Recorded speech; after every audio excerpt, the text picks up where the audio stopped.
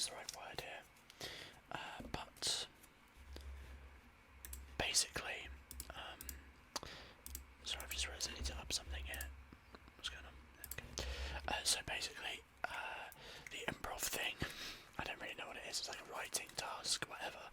I did another video where basically I had 3 minutes where I had to write an encounter with a creature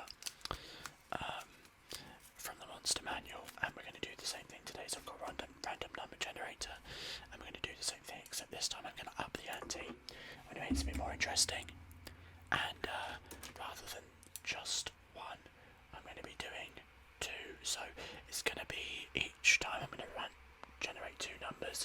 If it somehow comes up with the same number, then it's just 1 creature, but randomly 2 creatures that I will then bookmark the place of, and I've got now 4 minutes to write an encounter. I'm going to give myself like maybe 30 seconds or so just to glance through what the creature is, because it's going to be very overwhelming, but we're going to give it our best go. So I've got some gum, it's the apple flavoured extra.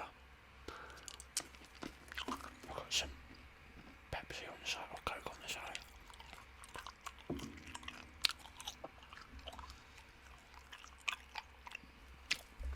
We're just going to get into it. So I'm just going to move up the mic because I'm going to have to put the book down here.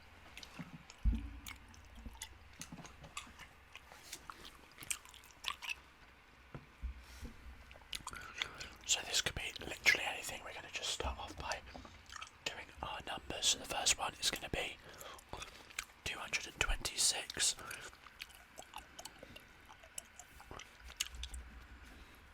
Okay, interesting. 226. Okay. Oh gosh. So the first creature we've got to use is a modrone. A type of modrone. These creatures here. They are natives to the plane of Mechas, which is like a clockwork mechanical plane of existence, all about law and order. So we've got to pick from the quadrone or the pentrone. I don't think it really matters which one which. We'll say we'll give if it's got multiple stat blocks, we'll choose on there.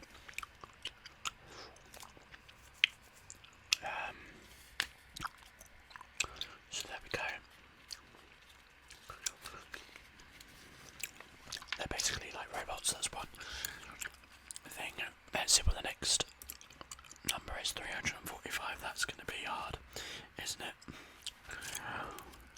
Okay, so we've got here, there's nothing really to show here, but we've got, we're looking at the humanoids right now, and we've got common, cult, fanatic, and cultist, so we're going to go with cultists. So, now that we've got all of that, I'm going to give myself 4 minutes to come up with an encounter. I'm giving myself an extra minute here because of the extra creature.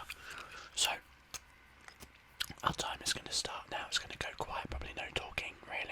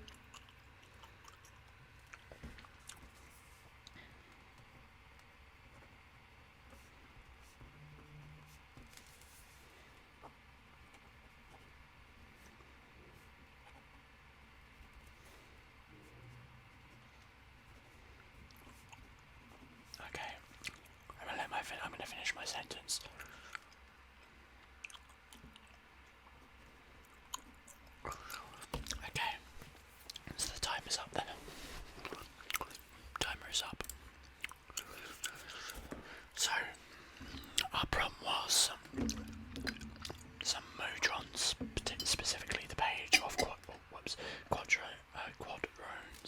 and pentadrones, and then separately with the cultists. And actually I managed to get every single thing in this. So this is the encounter I created based on that. It'll be an encounter that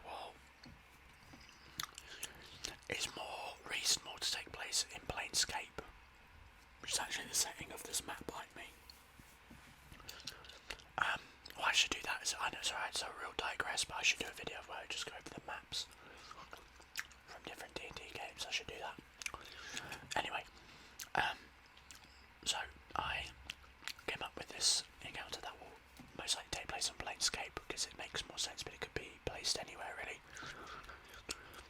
So a bunch of cultists are working for Asmodeus to try and infiltrate a town, to try and take it over, sway it to his side, offset the balance of evil and good, law and order in, or law and chaos in the multiverse. So he's sent out these cultists, they've infiltrated a town, and they're basically like coercing them, or like manipulating them into starting to fall towards belief in Asmodeus and leaning towards the Nine Owls. Primus, well, not really, I don't really think deity is the right word for this, but the entity that lords over the focus, like the law of the multiverse, has sensed that and sent modrons to maintain the balance, i.e. to get rid of the cultists. So that's the context. The actual the encounter will take place in a town hall in one of the towns in Planescape, as the players are going to be there, probably like sent on a quest to try and learn what's going on with the town and finding out that there are cultists basically trying to make it an evil town. They find themselves in a town hall and the cultist leader is giving a speech and is surrounded by cultists and stuff. During this speech, the windows and doors smash open as a whole bunch of modrons come breaking in. We've got some quadrones from the windows that break in and start flying around with bows and arrows, and pentadrones that run in with weapons to take down the cultists. However, the cultists are not stupid, they knew this was going to happen, and so they've actually created an aura within the town hall that means that the modrons are struggling to differentiate cultist between townsfolk, and so the encounter itself is a three-way, technically four-way battle, wherein the modron's intention here is to kill the cultists, but by extension eradicate the townsfolk, because they, as far as they can see, they're evil as well, and so they're trying to kill the townsfolk. The cultists are trying to defeat the modrons, but actually like letting them sweep through the town, and like the civilians, whilst using them as cover, but also the players are going to be involved, and so the players are going to have to defeat the cultists and the modrons whilst protecting the townsfolk from being targeted.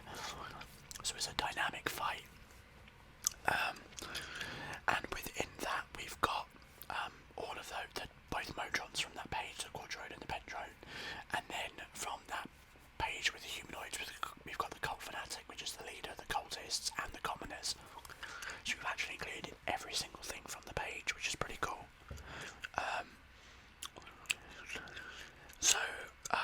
That's basically it. Yeah, the quadrones are in the sky, flying around shooting with their arrows, and the pentadrones are on the ground.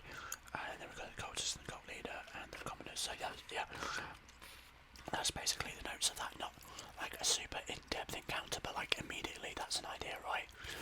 I should say now, if you do enjoy these encounters that I've come up with, or you're just enjoying the ASMR, drop a like, let me know, consider subbing, and of course, if you like these examples, you can always use them in your game. I would be very happy to learn that some of you have used these encounters. That would be really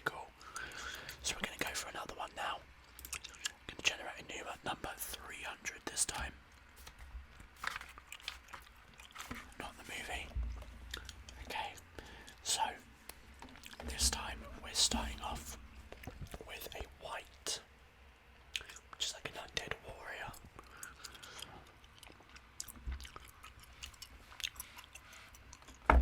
So the word white meant a person in days of yore, but now refers to an undead who were once mortals, driven by dark desire and great vanity.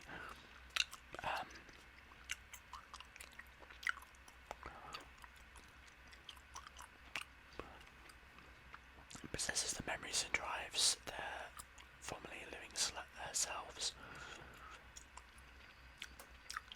So they often work for whatever entity restored them to life. So they're restored to life by something.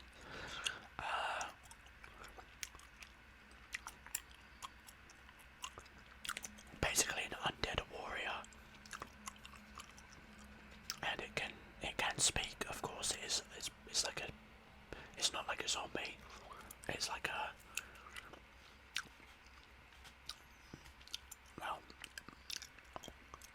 it's an undead warrior, yeah. I believe they can speak, doesn't say that they can't. Alright, cool. So, let's see what the next one is. 211 in the book. So let's see what that will be. So we've got a white and a werewolf. Okay. Interesting. So I'm going to just write down these. What we've got: werewolf plus a white.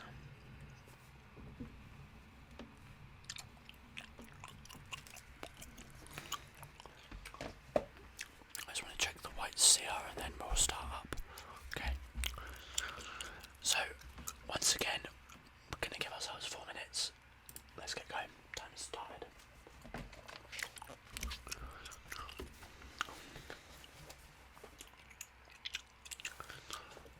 It's a hard one actually.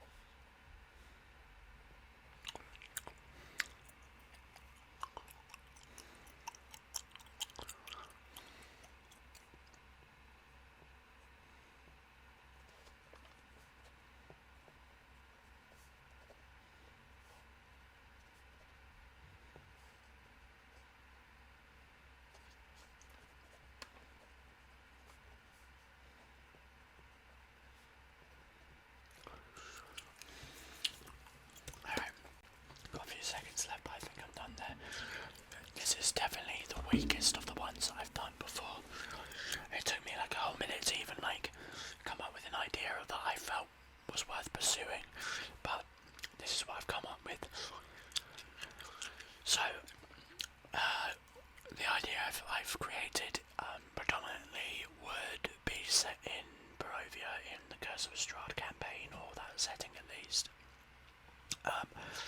However, it could very easily be supplanted anywhere in any game.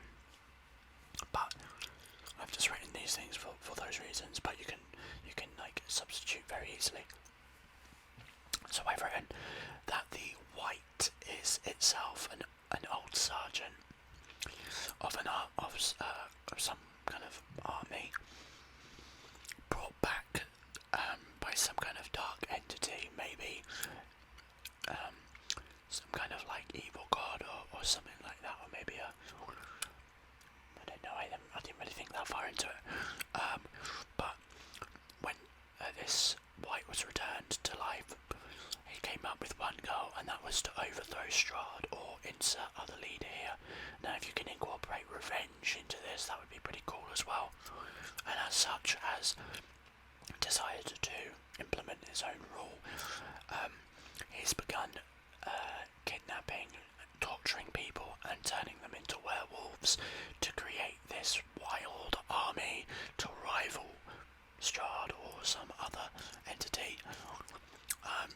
But he is far more vicious than that ruler,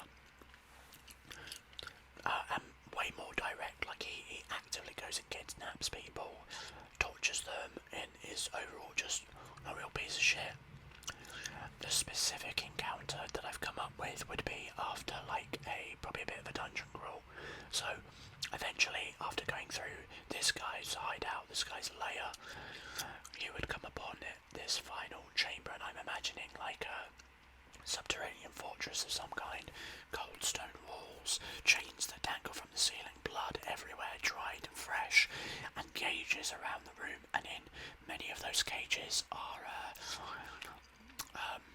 like werewolves that are stationed in there, kept hidden. The white sits on this like throne made of bone at the end of the chamber, and obviously is going to fight as he would, like address, like, I don't know, do the classic monologue, but the actual encounter would include, you know, him just as himself, maybe throwing in some like layer actions if you could think of any, or some legendary actions if you want to make it a bit more of a tough fight. But the werewolves would be pretty hard. So one thing that could be a case is like a layer action is that every like initiative count, like he could activate one of the cages, starting off with like maybe 2 werewolves at his side that will launch into attack. He could like activate the cages so that gradually more and more of the werewolves join the fight. They're all wild, feral, and cannot be interfered with. Any sort of magic to manipulate their mind, like charm person, calm emotions, those sort of things, they all have advantage on checks against them, because, or like disadvantage on the player's end, basically, because they are just driven wild. And in addition, what I've suggested is giving them taken from the barbarian, give them rage, a single dose of rage, and the frenzy attack, which basically means that when they start the fight they can rage as a bonus action and effectively take half damage from even magical weapons, because, you know, they're or even silver weapons, they still take half damage on it. And then with the frenzy they can make attack rolls with advantage, but all attack rolls against them then have advantage as well. So even if you just give them the frenzy, which would be pretty good, an idea for that encounter. So that's a way to make it more interesting than just like what I just described, as of what might initially just be like, oh, just shove werewolves and white together. So there we go, 2 more encounters done. I hope you enjoyed that video. Let me know if you want to see more of these. I know that some people actually really enjoyed the last one, and mentioned that, so I thought I would do another one, and I am happy to keep doing them. They're fun for me to do, so I enjoy doing them. Gets my creative juices flowing, and keeps you thinking as well.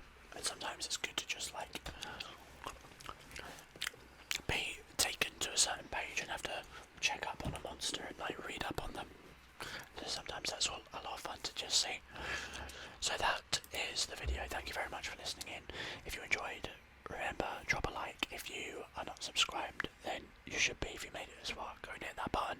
Maybe click that bell notification. I never say that, but honestly, it's kind of required at this point, because that notification is quite important if you want to see my videos come up. But what else? Oh yeah, the videos on the side of the screen, talking of videos, go check these ones out. I'm sure you'll enjoy them, and I'll see you in whatever video comes next. Take care.